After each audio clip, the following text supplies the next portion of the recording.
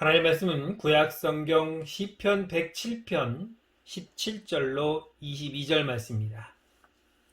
구약성경 883쪽 시편 107편 17절로 22절 말씀을 제가 봉독하도록 하겠습니다. 미련한 자들은 그들의 죄악의 길을 따르고 그들의 악을 범하기 때문에 고난을 받아 그들은 그들의 모든 음식물을 싫어하게 되어 사망의 문에 이르렀도다. 이에 그들이 그들의 고통 때문에 여호와께 부르짖음에 그가 그들의 고통에서 그들을 구원하시되 그가 그의 말씀을 보내어 그들을 고치시고 위험한 지경에서 건지시는도다. 여호와의 인자하심과 인생에게 행하신 기적으로 말미암아 그를 찬송할지로다. 감사제를 드리며 노래하여 그가 행하신 일을 선포할지로다. 아멘. 오늘은 우리를 고치시는 하나님에 대해서 말씀을 드리겠습니다. 먼저 21절 말씀을 한번 보겠습니다. 여호와의 인자하심과 인생에게 행하신 기적으로 말미암아 그를 찬송할지로다 라고 말씀하고 있습니다. 첫 번째 시간에 말씀을 드렸던 것처럼 이 구절은 8절과 15절에도 똑같이 반복되고 있는 구절입니다. 하나님께서 감사해야 하고 하나님께 감사해야 하고 하나님을 찬양해야 되는데 그 이유가 무엇인가 라고 하는 것을 우리에게 가르쳐주고 있습니다. 우리에게 베푸신 하나님의 인도하심과 사랑하심을 감사하자는 것이고 우리를 위해서 행하신 하나님의 기적 또 행하신 그 놀라운 이적들 이런 것들을 우리가 우리에게 감사하자는 것입니다. 다시 말씀드리면 하나님은 이런 분이시니 감사하자라는 것이고 하나님께서 우리를 위하여 이런 일을 행하셨으니 우리는 감사해야 된다는 것입니다. 그래서 첫 번째 설교에서는 우리를 인도하시는 하나님에 대해서 말씀을 드렸습니다. 광야 사막길에서 방황하며 줄이고 목말랐던 그들을 주님은 편안한 곳으로 인도하셨고 또한 그들의 삶의 터전을 마련해 주심으로 인도하셨습니다. 물이 없는 광야였습니다.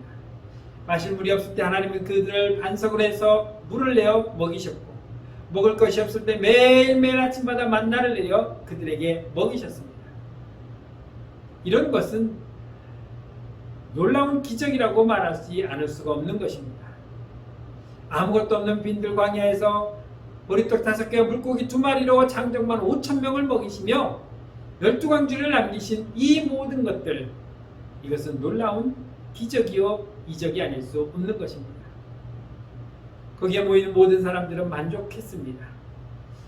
그리고 이제 지난주에는 두 번째 설교로 우리를 바꿔놓으시는 하나님에 대해서 말씀을 드렸습니다. 어떻게 우리를 바꿔놓으셨습니까? 이전과 이후라고 말씀드렸습니다. 이전에 우리는 하나님의 말씀을 거역하는 사람들이었습니다. 지존자이신 하나님의 뜻을 멸시하였고 하나님 말씀을 듣지 않았습니다. 그 결과 우리의 상태가 어떤 상태가 되냐면 흑암과 사망의 그늘과 공고함에 빠져있게 되었던 것입니다. 쇠사슬에 매여 있는 것이 지난날 우리의 처지였습니다. 하지만 하나님께서는 그 모든 것을 바꾸어 주셨습니다. 그 속에서 절망하고 낙심하는 우리들을 끄집어내 오셨습니다.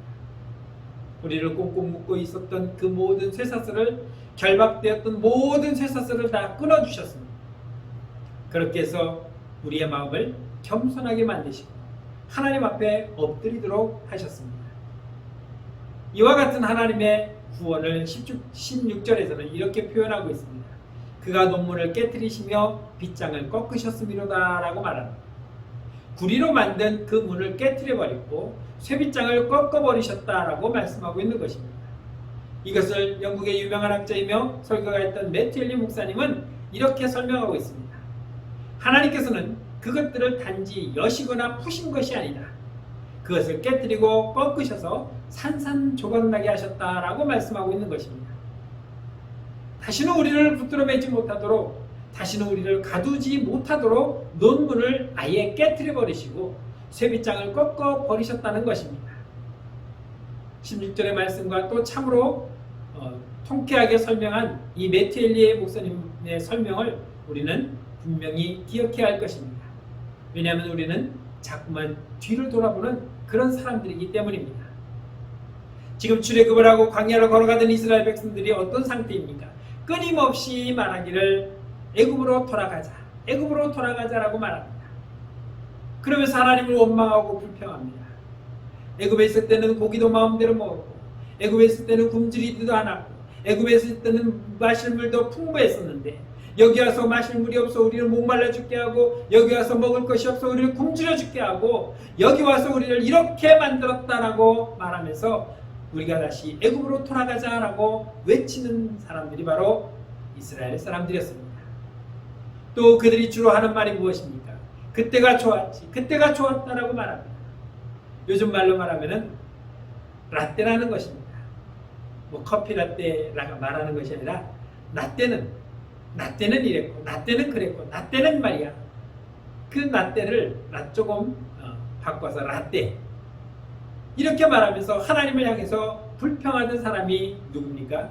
바로 우리 자신이라는 것입니다. 우리에게도 여전히 그러한 모습이 있다는 것입니다.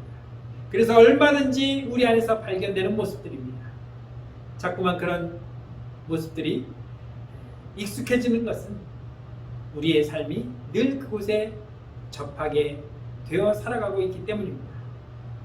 여기에서 벗어나지 못합니다. 하지만 이제는 우리가 기억해야 합니다. 돌아갈 길이 없습니다. 우리를 가두었던 세상의 그 문이 이미 산산조각났고, 우리를 붙들어 매고 있던 그 모든 세상 욕심들이 다 끊어져 버렸기 때문입니다. 다시 되돌아갈 길이 없고, 다시는 되돌아갈 곳이 없어졌습니다. 이제는 완전히 새로운 인생으로 살고 있음을 우리는 기억해야 되는 것입니다. 이전과는 완전히 단절된 그런 모습으로 우리는 살아가고 있고, 바라보고 있고, 원하며 나아가고 있고, 또 우리가 바라는 그 소원도, 새로운 계획들을 세우며 나아가는 그 새로운 인생도 우리가 바뀌어졌다는 것을 잊지 말아야 하는 것입니다. 새로운 생명으로 살아가는 거룩한 하나님의 성도, 그 성도가 되었다는 것을 잊지 않기를 축원합니다. 무슨 말입니까? 하나님께서 우리를 이렇게 바꿔놓으셨다는 말입니다.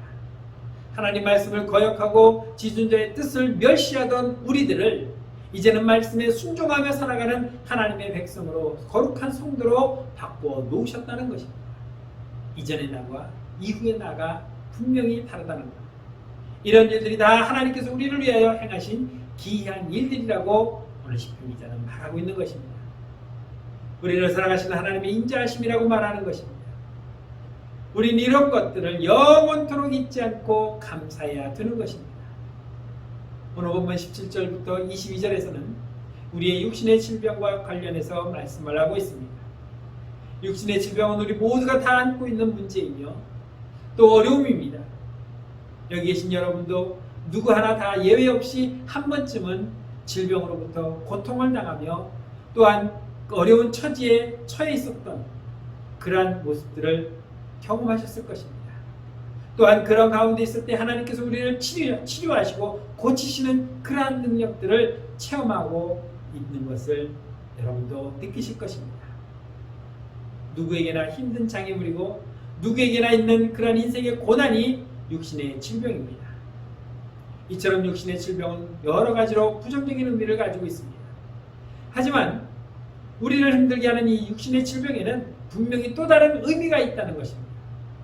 우리를 힘들게 하는 질병이지만 그러나 그 병에서 고침을 받게 되고 회복을 하게 되면 오히려 하나님께 감사하는 이유를 우리가 찾게 되는 것입니다. 하나님께 감사할 제목이 생기게 된다는 것입니다. 고치기 어려우면 어려울수록, 또한 상처가 깊으면 깊을수록, 아픔이 심하면 심할수록 연약한 내 몸을 고치시고 회복하시는 하나님의 그 인자하심, 그 사랑하심을 우리는 더 풍성히 체험하게 되는 것이기 때문입니다. 그 은혜 체험을 나누려면 시간이 부족할 것입니다. 하나님께서 나를 이렇게 치료하셨고, 하나님께서 나를 이렇게 보호하셨고, 하나님께서 나를 이렇게 회복시키셨다는 것을 간증하기에는 정말 책으로 12권 써도 부족하다고 아마 이야기할 수도 있을 것입니다. 제가 지금 그런 걸 말하고 싶은데 참고 있습니다.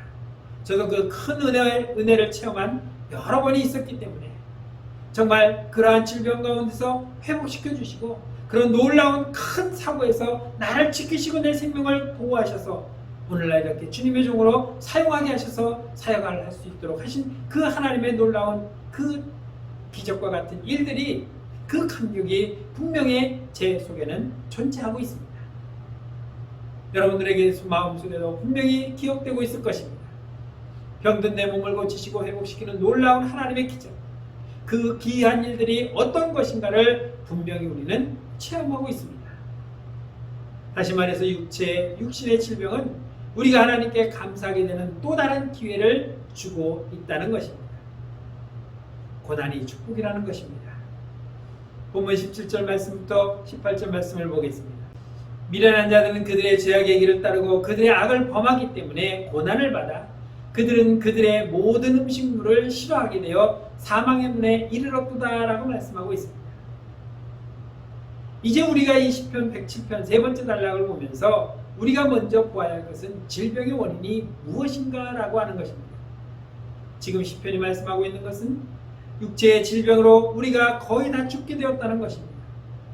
먹는 것조차도 싫어하고 먹지를 못하고 시름시름 앓고 있는 것입니다. 그런데 그런 질병이 어떻게 생기게 되었을까라고 말씀하고 있습니다. 지금 시편 기자는 아주 단호하게 말씀합니다. 오늘 17절 말씀을 다시 보면 미련한 자들은 그들의 죄악의 길을 따르고 그들의 악을 범하기 때문에 고난을 받는 것이라고 말씀하고 있습니다. 질병의 원인이 악을 범하는 죄가 있기 때문이라고 말하는 것입니다. 그런데 시편 기자의 말씀을 보면 우리가 죄를 짓는 사람을 가리켜서 미련한 자라고 말하고 있습니다. 왜 미련하다고 말합니까? 그 이유는 죄의 결과가 무엇인지 하나님께서는 이미 말씀하고 있고 분명하게 우리에게 선포하셨기 때문입니다. 죄의 삭은 사망이라고 로마서 6장 23절에서는 우리에게 분명히 말씀하셨고, 하나님은 태초에 만든 사람인 아담에게 죄를 범하였을 때, 이 언약을 파기했을 때 분명히 그 대가가 사망이라는 것을 이미 말씀해 주셨다는 것입니다. 이것이 하나님께서 주신 법이고 하나님이 주신 원리라는 것입니다. 그런데 문제는 이것을 알면서도 죄를 짓는다는 것입니다. 그러니 어리석고 미련하다는 것을 말씀하고 있는 것입니다. 불순종하고 죄를 지으면 반드시 죽게 된다는 그 죄의 결과를 뻔히 알면서도 그 죄에 대해서 돌아서지를 못하고 있는 것입니다.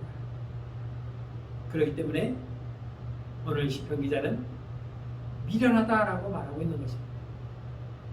시편 107편 4절 말씀은 육신의 질병과 그에 따르는 고난도 결국 이것 때문에, 이 죄 때문에 찾아온다는 것입니다. 그래서 먹는 것조차도 싫어하게 될 정도로 몸이 쇠약해지고 마침내는 사망의 문에 이르게 되었다라고 지금 설명하고 있는 것입니다. 우리 중에 누구라도 질병으로부터 자유로운 사람은 아무도 없습니다. 누구든지 병에 걸릴 수 있고 또 병으로 힘들어 할 수 있습니다. 그 말은 지금 시편에서 표현하는 대로 말씀드리면 누구나 다 불순종하면 죄를 짓고 있다는 의미를 말하고 있는 것입니다. 불순종하고 죄를 짓고 있기 때문에 우리는 죄로 병들고 있다는 것을 말씀하고 있는 것입니다. 내 앞에는 죄를 미워하지도 아니고 내 앞에 있는 그 죄에 대해서 회개하지도 않고 있습니다. 그렇기 때문에 내게 있는 그 죄가 원인되어서 병이 생기고 우리의 몸이 쇠약해지고 있다는 것을 오늘 시편 기자는 말씀하고 있는 것입니다. 물론 여러분 오해하지 않으시기 바랍니다. 우리 몸에 생기는 모든 질병의 원인을 무조건 죄 때문이라고 단정하게 말할 수는 없습니다. 하지만 우리 안에 있는 죄의 본성, 이 본성은 분명히 우리 몸을 약하게 만들고 병들게 하는 원인이 되고 있기 때문입니다. 가령 예를 든다면 우리 안에 있는 죄의 본성 중에 가장 특징적인 것이 있는데 그것이 바로 무엇이냐면 탐심이라고 하는 것입니다. 탐욕입니다. 이것이 가장 특징적인 그런 요소인데 탐욕을 품고 있으면 우리 몸 안에 이상이 생기게 됩니다. 먹는 것에 대해서 탐심을 가지게 되면 먹는 그것으로 인해서 우리 몸에 병이 생길 수 있습니다. 먹지 말아야 하는 것을 욕심껏 계속 먹게 되면 결국 병이 올 수밖에 없는 것입니다. 또 먹어야 하는 것이라 할지라도 욕심을 넣어서 그것만 계속 또 먹게 되면 이건 역시 우리 몸을 상하게 만듭니다. 우리가 뭔가 일을 할 때도 마찬가지입니다. 뭔가 일을 시작할 때는 성취하고자 하는 목표를 가지고 있습니다. 그런데 그것을 당연히 생각하고 있지만 문제는 무엇입니까? 지나친 욕심을 가진다는 것입니다. 우리가 계획했던 그 목표가 이루어졌을 때에 멈추지 아니하고 조금 더 나아가고 조금 더 나아가다가 결국에는 그 욕심으로 모든 것을 망치게 된다는 것입니다. 그렇게 되면 몸이 상하게 될 뿐 아니라 정신적으로도 문제가 생길 수 있는 것입니다. 몸에 좋다고 하는 것을 너무 많이 먹어도 병이 되고 또 몸에 좋다고 하는 운동도 지나치게 하면 오히려 해가 되어 몸을 망치게 되는 것입니다. 과유불급, 지나치면 과하면 욕심이 되면 무엇이든 병이 되고 해가 될 수 있다는 것입니다. 제가 지금 무슨 건강하게 대해서 말씀을 드리는 것은 아닙니다. 우리 안에는 죄의 본성 중에 탐심이라고 하는 것이 발동이 되면 우리는 이와 같이 우리 몸에 병이 생길 수 있다는 것을 말씀하는 것입니다. 그렇다면 어떤 질병이든지 어떤 고통이든지 그 고통 가운데 있을 때 그래서 고통하며 무슨 일이든지 의욕이 없어지고 마치 죽음의 문턱에 이른 것처럼 쇠약해져서 절망하며 부르짖고 있을 때에 바로 그때 하나님께서 우리를 만지시기 시작한다는 것입니다. 본문 19절 20절 말씀 보겠습니다.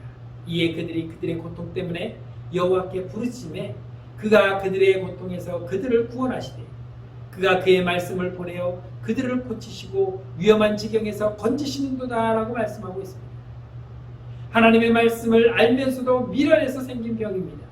하나님의 말씀을 듣고서도 내 심령이 완악하고 고집스러워서 생긴 병입니다. 하지만 그럼에도 불구하고 그 병으로 인한 고통 가운데서 하나님께 엎드려 부르짖을 때에 기도하며 그 은혜를 구할 때 하나님께서 우리를 외면하시는 것이 아니라 우리의 기도를 들어주신다는 것입니다. 그리고 이제부터는 하나님의 손이 움직이기 시작합니다. 우리를 찾아와 주시고 우리를 만져주시고 우리를 고쳐주십니다. 그런데 하나님께서 우리를 어떻게 고쳐주신다는 것입니까? 우리를 고쳐주시는 하나님의 방법이 무엇이라고 지금 성경에서는 말씀합니까? 오늘 시편 107편 20절은 우리에게 매우 중요한 한 가지 말씀을 가르쳐주고 있는데 20절 말씀을 다시 보면은 그가 그의 말씀을 보내요 라고 말씀하고 있습니다. 그가 그의 말씀을 보내요. 하나님께서 지금 우리를 고쳐주시는데 거의 죽게 된 우리를 고치시는데 하나님께서 택하신 방법이 무엇이냐고 하면 하나님의 말씀을 우리에게 보내어 주신다는 것입니다. 이 구절을 주의해서 다시 한번 보겠습니다. 하나님께서 말씀하셨다라고 하지 아니하시고 하나님께서 말씀을 보내셨다라고 지금 기록하고 있는 것입니다. 죄 가운데 있을 때에 그래서 죄의 결과로 고통을 당하고 있을 때에 그때 우리에게 하나님의 말씀을 보내어 주십니다. 하나님의 말씀이 우리 심령 안으로 들어오신다는 것입니다.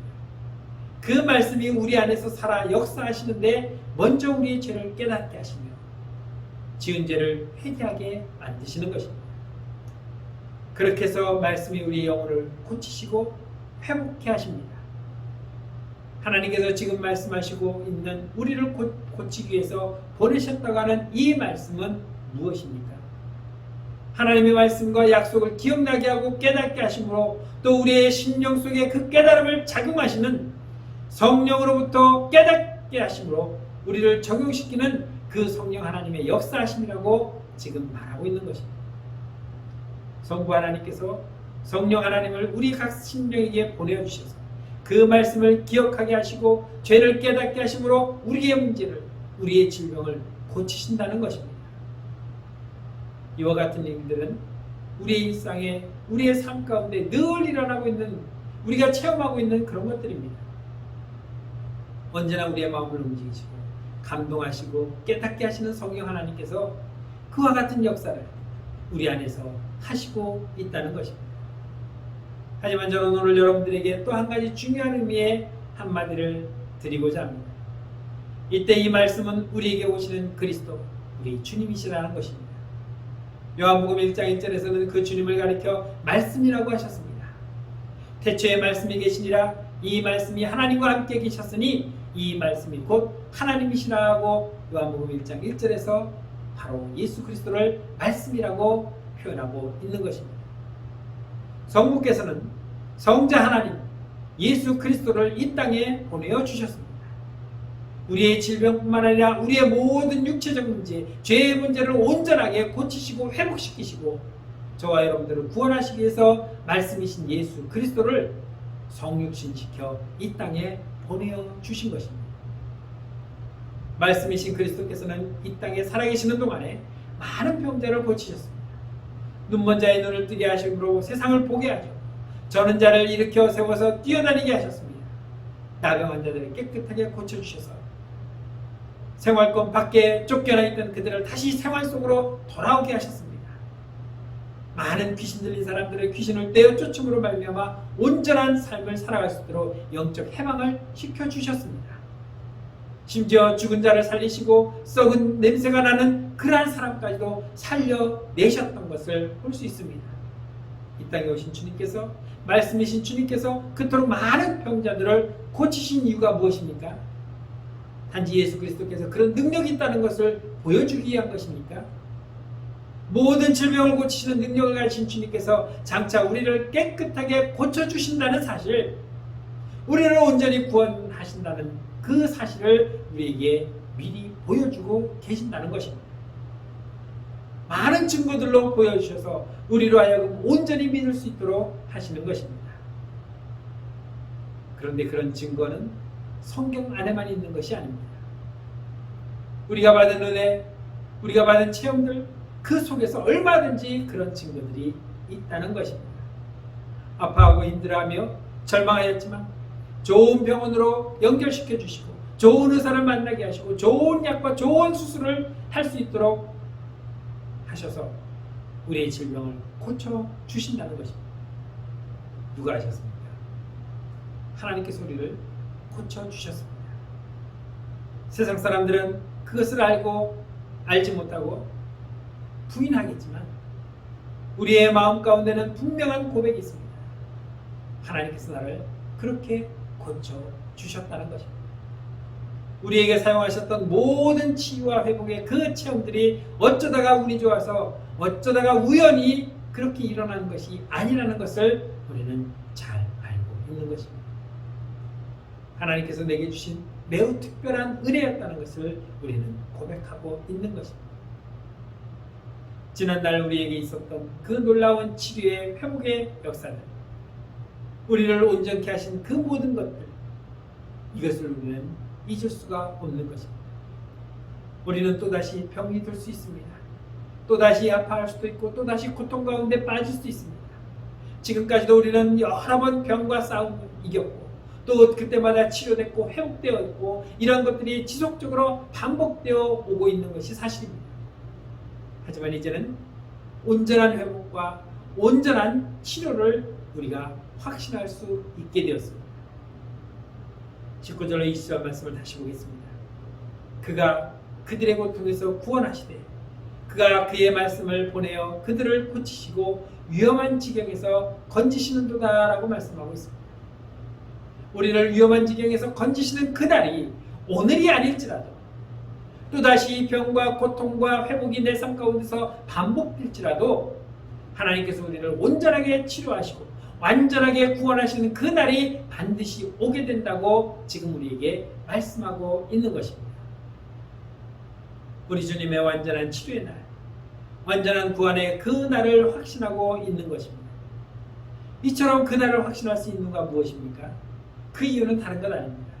내가 무슨 건강하게 회복된 것을 가지고 증거하는 삶을 사는 것도 아니고 무슨 발달된 기술을 가지고 말하는 것도 아니고 좋은 음식을 말하는 것도 아닙니다. 무엇 때문에 그것을 완전한 구원이라고 확신할 수 있습니까?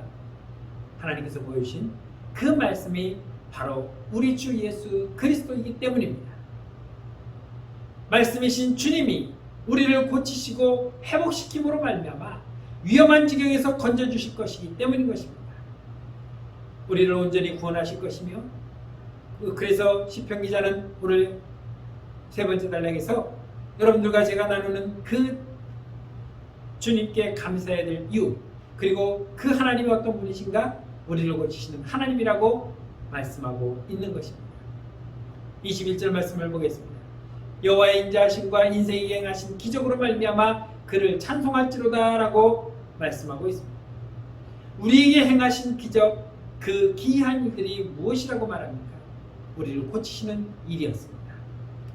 그것이 육신의 질병이든지 혹은 영적인 어려움이나 혹은 영적 시험이든지 어떤 것에서든지 우리를 건지시고 우리를 고쳐 주시는 것입니다. 고통과 절망과 슬픔 속에 있는 우리를 치료하고 회복시켜 주십니다. 우리가 선하고 의로워서가 아닙니다. 우리는 단 한 번도 선한 적이 없었고 의로운 적도 한 번도 없었습니다.